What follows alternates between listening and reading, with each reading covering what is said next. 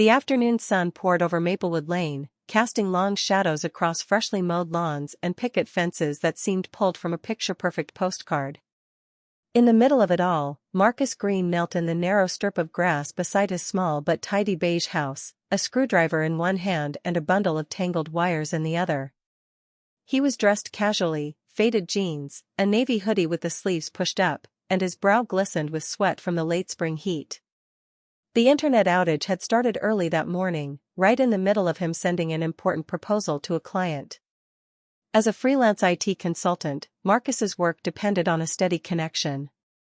Waiting until Monday for a technician simply wasn't an option, so he'd decided to fix it himself. Years of experience meant he knew exactly what to do: replace a faulty cable running from the main box to the router. On the other side of the street, however, a different story was taking shape. From behind a gap in her floral curtains, Karen Miller's eyes narrowed. Her lips pressed into a thin, disapproving line as she watched Marcus crouched near the utility box. To her, the scene didn't look like a homeowner making repairs, it looked like someone sneaking around. She didn't know Marcus personally.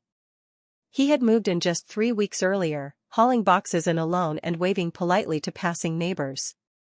She had waved back, but there'd been no further conversation. Her mind began weaving assumptions. The screwdriver in his hand looked suspicious. The way he glanced up and down the street every so often, checking traffic, he thought, read to her as guilty glances. The loose wires? Obviously stolen. She didn't stop to wonder why a thief would work in broad daylight in full view of the neighborhood. She didn't stop to consider that maybe the man was just fixing something he owned. Her phone was already in her hand. She tapped 911 with the urgency of someone certain they were doing the right thing. When the operator answered, her voice came out sharp and clipped. "Yes, I'd like to report a suspicious person. He's messing with the internet cables on the side of a house. I think he's stealing internet, probably from his neighbors." The operator asked her for the address, a description, and whether the person seemed dangerous. Karen's eyes scanned Marcus again. Tall, mid-30s, black male, wearing a hoodie. He's acting strange, keeps looking around. Marcus, oblivious to the quiet drama unfolding across the street, was tightening the last screw on the new cable. He'd almost finished when the faint sound of sirens began to rise in the distance. He thought nothing of it, until the wail grew louder, and 2 police cruisers turned onto Maplewood Lane, their lights flashing bright against the suburban calm. He straightened slowly, screwdriver still in hand, unaware that within minutes, his life and Karen's understanding of the man across the street was about to change in a way neat.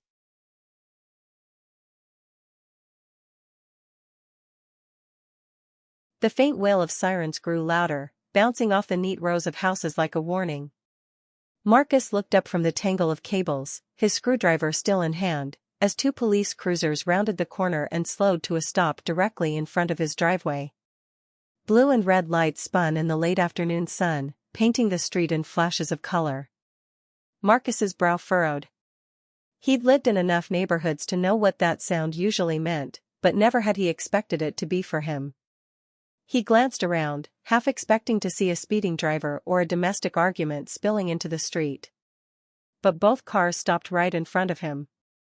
The driver's door of the first cruiser opened, and a tall, broad-shouldered officer stepped out, one hand resting near his belt. His tone was calm but firm. "Sir, can you step away from the utility box?" Marcus blinked, confused. Sure." He set the screwdriver down carefully on the grass and raised his hands slightly, palms open. "Is something wrong, officer?" "We received a report of possible theft of property, specifically, tampering with internet cables," the officer replied. His eyes scanned Marcus's hands, then the small pile of wires on the ground. "What?" "No, this is my house," Marcus said quickly, pulling his wallet from his back pocket. He flipped open his driver's license and held it out. "Marcus Green. Look, here's my internet bill, too. I'm just fixing a bad connection. I work from home." The second officer, shorter and stockier, took the ID while his partner crouched to inspect the utility box. Across the street, Karen emerged from her porch, phone still in hand. She crossed her arms, her chin high, as if her presence was confirmation enough that something shady was happening. "I saw him messing with the wires," she called out. "Looked suspicious to me." Marcus turned to face her, bewildered. "Suspicious? I've lived here 3 weeks, and I've been nothing but," he stopped himself. His voice was steady, but his heart was racing. He'd heard stories like this before, about neighbors calling the cops on people who looked like him for doing everyday things. The first officer glanced between them. "Ma'am, we'll handle this." He turned back to his partner, who was still examining Marcus's ID. And that's when something shifted. The shorter officer's brow furrowed, not in suspicion, but in recognition. He studied the name again, then looked up at Marcus. "Wait," the officer said slowly, "are you the Marcus Green who set up free Wi-Fi for the Eastside Community Center?" Marcus hesitated, unsure whether this was good or bad. "Yeah, that's me." The officer's expression softened. "I thought so. I read about you during the pandemic. You were the one who wired the center so kids could attend online classes for free." The words hung in the air like a spark about to catch. Karen's arms lowered slightly. The watching neighbors, who had begun to gather at the edge of their lawns, leaned in. "Something." A murmur rippled through the small crowd of neighbors who had gathered, curious about the flashing lights and the unfolding drama. The two officers exchanged a look, one of those silent conversations people have when something unexpected has just clicked into place. Officer Ramirez, the shorter of the two, held Marcus's ID a little longer, almost as if it carried more weight now. "I remember the article," he said, his tone warmer than before. "They called you the neighborhood tech angel, didn't they? You wired the entire Eastside Community Center for free. Even got those donated routers for families who couldn't afford them." Marcus shifted uncomfortably, not used to being recognized. "I mean, yeah, I just didn't want kids falling behind in school.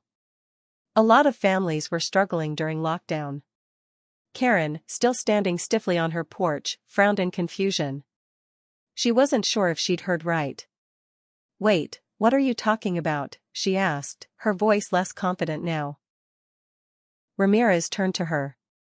"Ma'am, this man volunteered hundreds of hours of his own time during the pandemic to set up free internet for low-income families. It made the news. It even helped the police department set up a secure line for emergency communications in that area." The other officer, Daniels, spoke up for the first time since checking the utility box. "And just to be clear, the cables he's touching? They're connected to his own service line.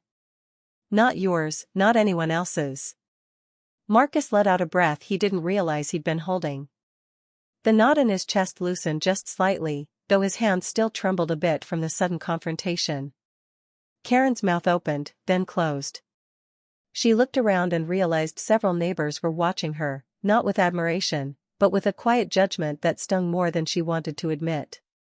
I didn't know," she said finally, her voice quieter now. "I thought," she stopped short, catching herself before finishing the sentence. "I thought you didn't belong here." Ramirez's gaze softened, but there was weight in his words. "Sometimes, the people we judge the fastest are the ones working the hardest to make life better for everyone." Silence settled for a moment. Even the hum of the police radio seemed muted. The neighbors stood still, some looking down at their shoes, others studying Marcus with new eyes. Marcus could have used this moment to lash out. He could have called her out publicly, shamed her for making a snap judgment that brought 2 police cars to his driveway. But instead, he simply nodded. "It's fine," he said, his tone steady. "I just want to finish my repairs and get back to work." For a long moment after Officer Ramirez handed Marcus back his ID, no one moved. The afternoon sun dipped lower, bathing the street in a softer light, as if the neighborhood itself was holding its breath. Then, slowly, the officers stepped back toward their cruisers, satisfied there was no crime to investigate. Ramirez gave Marcus a small nod of respect before sliding into the driver's seat. The crowd of neighbors began to disperse, murmuring to one another, some stealing quick glances at Karen. She still stood on her porch, clutching her phone as though it could shield her from the awkward silence that now hung between her and the man she had just accused. Marcus bent down to pick up his screwdriver. The wires were still waiting, but his hands hesitated. He could feel her eyes on him. He didn't look up until he heard the sound of footsteps crossing the street. Karen stopped a few feet away from him. She looked smaller now, less rigid, as though the weight of her assumptions had settled heavy on her shoulders. "Marcus," she began, her voice quieter than he'd ever heard it, I'm sorry." Marcus straightened, meeting her gaze. There was no defensiveness in her tone now, just an unsteady sincerity. "I thought I was protecting the neighborhood," she admitted. "But I see now I wasn't protecting anyone. I was just assuming." Marcus could have let the sting of her words sit there. He could have dismissed her apology or let the moment fade. But instead, he felt something shift in him. Holding on to bitterness wasn't going to change anything. He gave her a small, understanding smile. "We've all been guilty of assuming the worst about someone at some point. What matters is what we do after we realize we were wrong." Karen looked down, almost embarrassed. "Is there anything I can do to make it right?" Marcus paused, thinking. Then, with a hint of humor in his voice, he said, "Well, I noticed your Wi-Fi signal drops a lot. I could help you fix it, free of charge." She blinked, surprised. "After all this?" He shrugged. "Maybe a faster internet will give us both a fresh start." A small laugh escaped her lips, half relief, half disbelief. "All right, deal." An hour later, Marcus was sitting in Karen's living room, crouched by her router, explaining how to set a stronger password and position the device for better coverage. The earlier tension had faded into easy conversation. They swapped stories, about her late husband who used to fix everything himself, and about Marcus's childhood love for tinkering with electronics. By the time he left, the air between them felt lighter. They weren't friends yet, but the first threads of understanding had been woven. As Marcus walked back to his house, Karen called after him, "Hey, welcome to the neighborhood." For the first time that day, Marcus smiled without hesitation. Sometimes, he thought, the best connections aren't the ones we make online, they're the ones we make when we choose grace over resentment.